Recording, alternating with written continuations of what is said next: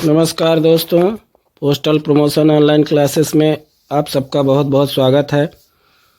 मित्रों, आज के क्लास में हम लोग जन सुरक्षा योजना या पब्लिक सेफ्टी स्कीम प्लस उसके साथ में आईपीपीबी के बारे में जानेंगे, जो कि बहुत ही महत्वपूर्ण टॉपिक है। सबसे पहले तो आइए स्टार्ट करते हैं जन सुरक्षा योजना पब्लिक सेफ्टी स्कीम। इसमें क्या होता है? जन सुरक्षा योजना में हम प्रधानमंत्री जीवन ज्योति बीमा योजना के बारे में जानेंगे, जिसको PMJJBY बोलते हैं। प्रधानमंत्री सुरक्षा बीमा योजना यानी PMSBY और अटल पेंशन योजना APY के बारे में जानेंगे। प्लस साथ में इसका एक और टॉपिक ऐड किए हैं इसमें, वो है आपका IPPB। तो सबसे पहले यहाँ पे आइए स्टार्ट करते हैं अटल पेंशन योजना।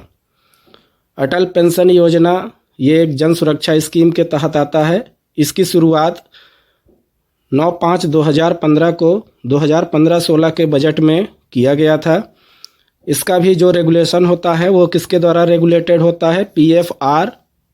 PFRDA यानी pension fund regulatory development authority NPS के तहत ये वर्क करता है। इसमें जो एज क्राइटेरिया है वो 18 से 40 वर्ष के लिए रहता है। अटल पेंशन योजना का जो अकाउंट ओपन होता है वो 18 से 40 वर्ष के बीच का होना चाहिए। दूसरी चीज़, इसका जो रेंज है पर मंथ आप 1000 से 5000 तक ओपन कर सकते हैं। मतलब कितना कंट्रीब्यूशन कर सकते हैं? 1000 से 5000। यानी इसका जो सब्सिक्वेंट चलेगा 1000 का, 2000 का, 3000 का, 4000 का या फिर 5000 का, इस तरह से आप इसमें कंट्रीब्यूट कर सकते हैं। तो 1000, 2000, 3000, 4000 या 5000। फिर इसमें क्या होता है कि 60 वर्ष की आयु के बाद 60 ईयर्स के बाद पेंशन चालू होता है। अकाउंट इनएक्टिव और क्लोज्ड कब हो जाएगा? अंशदान राशि का भुगतान बंद करने पर। मतलब यदि आप 6 महीने के बाद पैसा नहीं जमा करते हैं तो आपका खाता फ्रीज हो जाएगा। 12 मंथ के बाद निष्क्रिय हो जाएगा। 24 मंथ के बाद वो खाता पूरी तरह से बंद हो जाएगा। तो यहाँ पे केवल अटल पेंशन योजना की बेसिक जानकारी के बारे में दिया गया है, जहाँ से प्रश्न बनते हैं।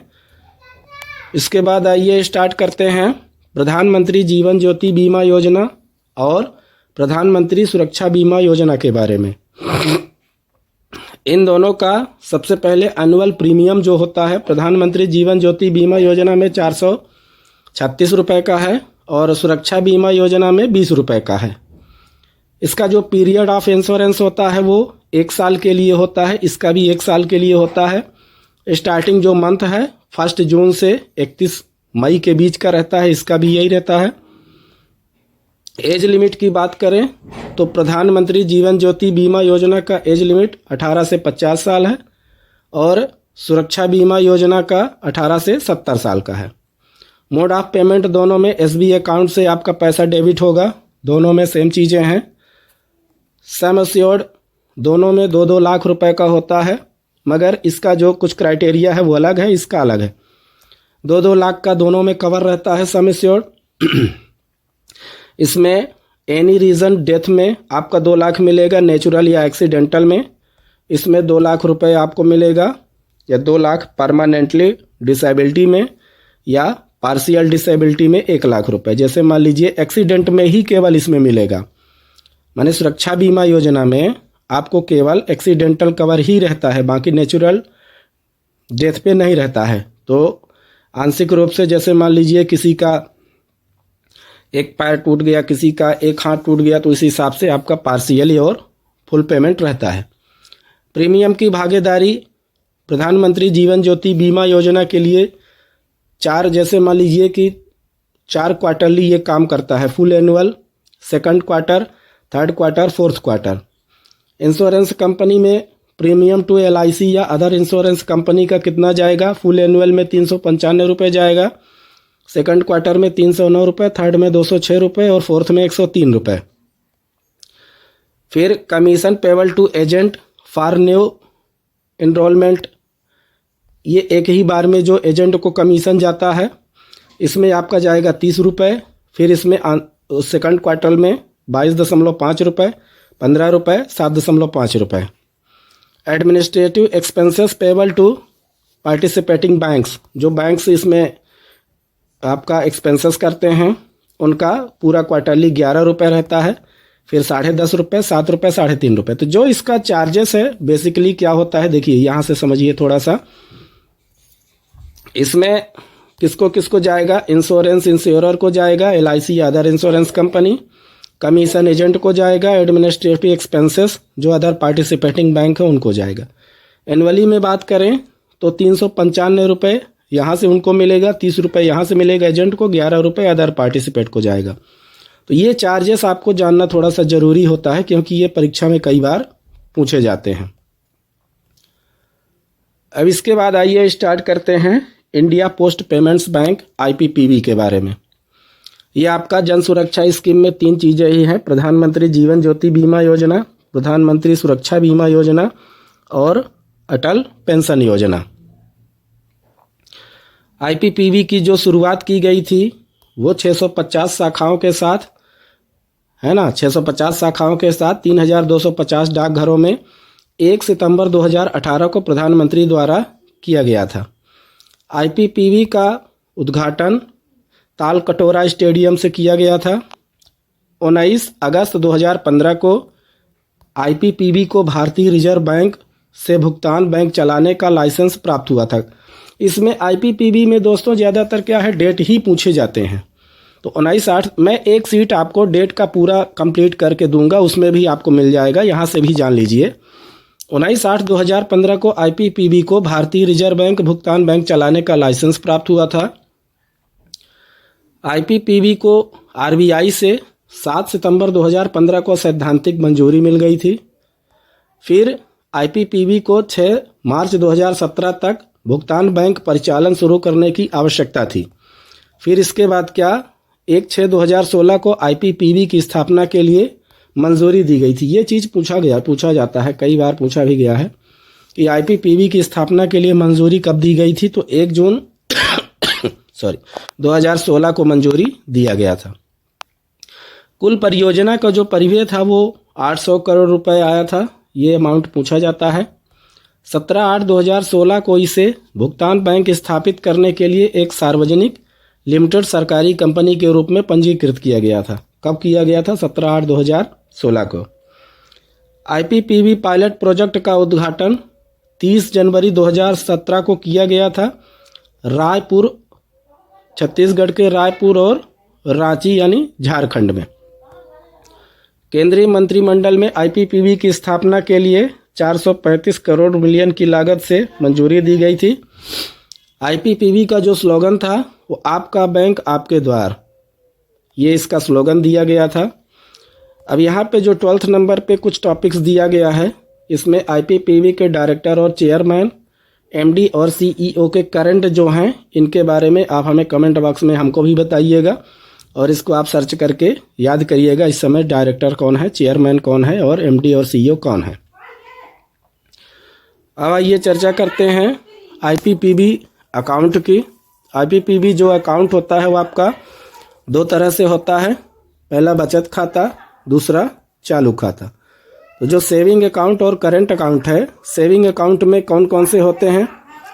प्रीमियम सेविंग अकाउंट, इसमें अकाउंट ओपनिंग चार्ज 149 रुपये प्लस GST लगता है। रिन्यूएबल चार्जेस इसका 99 रुपये प्लस GST 18% है। डिजिटल लाइफ सर्टिफिकेट भी जारी होता है। एज मिनिमम 10 साल होना चाहिए। दूसरा चीज़ रेगुलर सेविंग अकाउंट, नियमित बचत खाता इसको बोलते हैं। इसको हम POSS पोसा से लिंक कर सकते हैं, वर्चुअल डेबिट कार्ड इसमें प्राप्त कर सकते हैं। अकाउंट 0 रुपये से भी ये खोला जा सकता है। तीसरा है डिजिटल सेविंग अकाउंट, इसका एज क्राइटेरिया 18 साल कम से कम होना चाहिए। बेसिक सेविंग अकाउंट, मूल बचत खाता, इसको कोई भी ओपन कर सकते हैं। अब इसके बाद आपका है करंट अकाउंट। ये तो बचत खाता हो गया, सेविंग अकाउंट। दूसरा चीज़ होता है करंट अकाउंट। इसके बाद आइए बात करते हैं वर्चुअल डेबिट कार्ड जारी करने का जो चार्जेस होता है, उसमें आपको 25 रुपये उसका चार्ज पेमेंट करना पड़ता है, वो आपके खाते से ऑलरेडी वो डेबिट हो जाएगा। आईपीपीबी की सेवाएं कौन कौन सी हैं? मोबाइल बैंकिंग, दूसरी चीज़ एसएमएस बैंकिंग। एसएमएस बैंकिंग में आपको अपने मोबाइल रजिस्टर्ड मोबाइल नंबर से 7773806287 में बैलेंस पूछताछ के लिए बैलेंस लिखकर कैपिटल में भेजना पड़ेगा। मिनी स्टेटमेंट जानने के लिए मिनी लिखकर आपको इस नंबर पे रजिस्टर्ड मोबाइल नंबर से भेजना है। तीसरी चीज़ बात करते हैं मिस कॉल बैंकिंग की। मिस कॉल बैंकिंग में अपने आईपीपीबी खाते के रजिस्टर्ड मोबाइल नंबर से 7799022509 पर मिस कॉल देकर अपने मोबाइल नंबर को मिस कॉल बैंकिंग के लिए रजिस्टर्ड करवा सकते हैं। उसके पश्चात क्या करना है?